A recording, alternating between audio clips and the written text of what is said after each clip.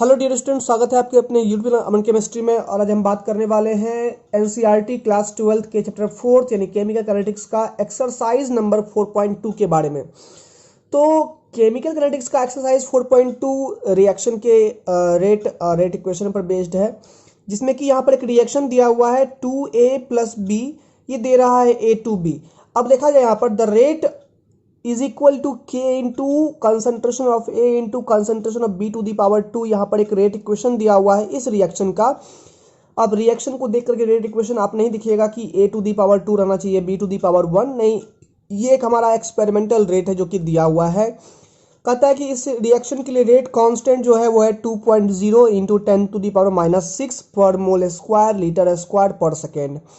Calculate the initial rate of the reaction. शुरुआती rate of reaction पता करो जब concentration of A 0.1 mole per litre हो और concentration of B 0.2 mole per litre हो। ये तो बहुत आसान है कि K का मान रखेंगे, कंसंट्रेशन ऑफ A का मान रखेंगे, कंसंट्रेशन ऑफ B का मान रखेंगे, सवाल ऑटोमेटिकली सॉल्व हो जाएगा।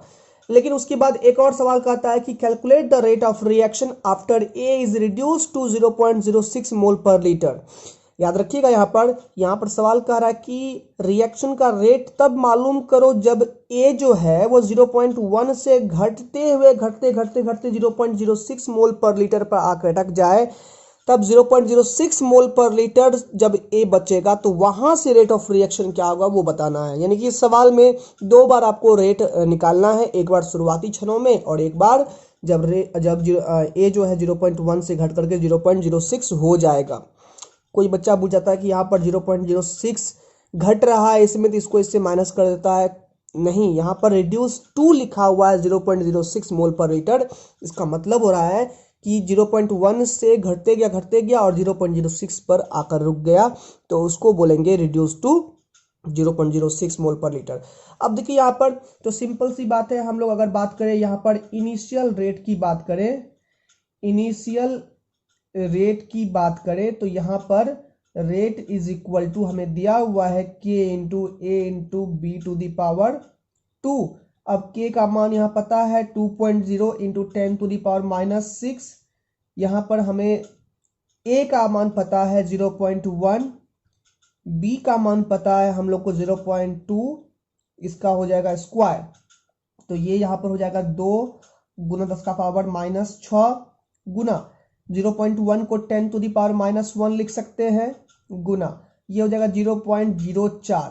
ठीक है, अब देखिए ये हो जाएगा हमारा 4 दूनी 8 हो जाएगा। ठीक है, 8 हो जाएगा यानी 8.0 लिख सकते हैं। ये 0.04 को हम लोग लिख सकते थे 4 इंटू 10⁻⁻2। अब यहाँ पर 4 दूनी 8 तो हो गया, अब 10 टू दी पावर कितना हो जाएगा तो -6 -1 -7 2 हो गया -9। ये हो जाएगा 8.0 इंटू 10⁻⁻9 और रेट का जो यूनिट होता है वो क्या होता है, मोल पर लीटर पर सेकेंड। ये रेट का यूनिट होता है। तो यहाँ पर इनिशियल रेट हमने फाइंड आउट कर लिया, वो निकल गया 8.0 इंटू 10⁻⁻9 मोल पर लीटर पर सेकेंड। अब चलते हैं सवाल के दूसरे पड़ाव पर। दूसरे पड़ाव में जाने से पहले कुछ आपको समझना पड़ेगा। समझना ये है, देखिए यहाँ पर रिएक्शन कह रहा है कि A का 2 मोल रिएक्ट कर रहा है B के 1 मोल से, यानी कि A और B का जो रिएक्शन का रेशियो है वो है 2:1। इसका मतलब हुआ कि जितना देर में A 2 यूनिट घटेगा उतना देर में B मात्र 1 यूनिट घटेगा। यानी कि B में डिक्रीजमेंट A का आधा होता है। यानी अगर A 4 मोल डिक्रीज करेगा तो B 2 मोल डिक्रीज करेगा। अब देखिए यहाँ पर हमारे पास जो न्यू यहाँ पर कंसंट्रेशन की बात करें तो न्यू केस में बात करें हम लोग का, तो कंसंट्रेशन ऑफ A हमारा हो चुका है कितना 0.06 मोल पर लीटर। और जाहिर सी बात है जब A का कंसंट्रेशन घट के इतना हो गया तो B भी घट गया होगा। तो B कितना घटा होगा उसकी बात कर लेते हैं हम लोग। सबसे पहले बात कर लेते हैं कि A रिएक्ट कितना किया। तो शुरुआत में यानी कि A अगर रिएक्टेड की बात करें तो शुरुआत में हमारे पास A था 0.1 और अब है 0.06, यानी कि यहाँ पर 0.04। ये जो है A हमारा रिएक्ट कर गया इतना देर में, यानी कि रिएक्शन जितना देर चला उतना देर में 0.1 से 0.06 हुआ है, मतलब रिएक्ट कितना कर गया 0.04। ठीक है, तो जाहिर सी बात है कि A जितना रिएक्ट करेगा B उसका आधा रिएक्ट करेगा।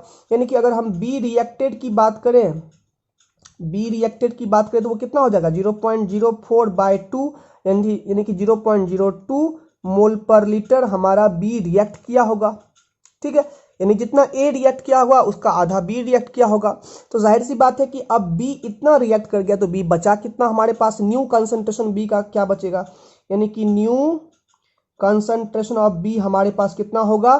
तो पहले बी था 0.2 और घट गया, बी रिएक्ट कर चुका है कितना 0.02, तो अब रिएक्ट करने के लिए बचा कितना है बी 0.18 मोल पर लीटर, ये अब रिएक्ट करने के लिए बचा है। तो अब कुछ नहीं बाबू, अब हम यहाँ पर फिर से निकाल दिए हैं, कंसंट्रेशन ऑफ ए हमारे पास अब है 0.06, कंसंट्रेशन ऑफ बी हमारे पास 0.18 है, यानी कि जहाँ से अब हमें रेट को पता करना है, रेट कांस्टेंट तो फिक्स रहता है उतना ही होगा।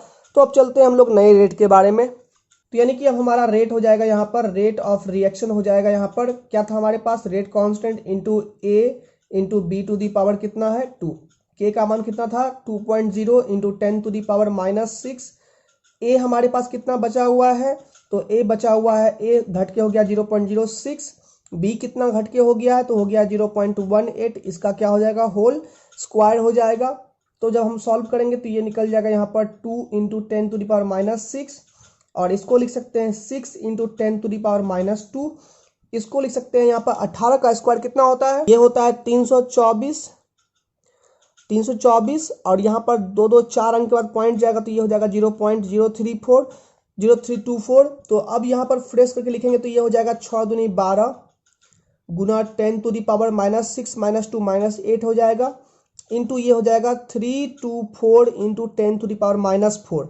अब मल्टीप्लाई कर देंगे तो ये हो जाएगा 12 गुना 4 48 का 8 हो गया, 12 दूनी 24 4 28 हो गया, 12 3 36 2 38 हो गया, इंटू 10⁻⁻ हो गया -12।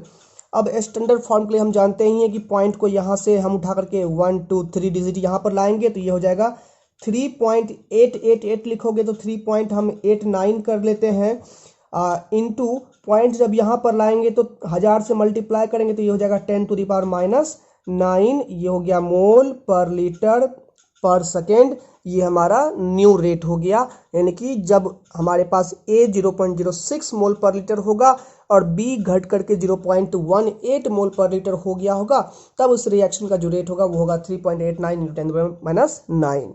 तो आई होप आपको ये लेक्चर समझ में आया होगा, ये न्यूमेरिकल समझ में आ गया होगा। अगर ऐसे ही आप एनसीईआरटी के हर एक सॉल्यूशन को चाहते हैं तो हम तो अपलोड कर ही रहे हैं, आप बस एक काम कर दीजिए, हमारे चैनल को सब्सक्राइब कर दीजिए, वीडियो को लाइक करते जाइए और अपने सुझाव कमेंट में देते जाइए।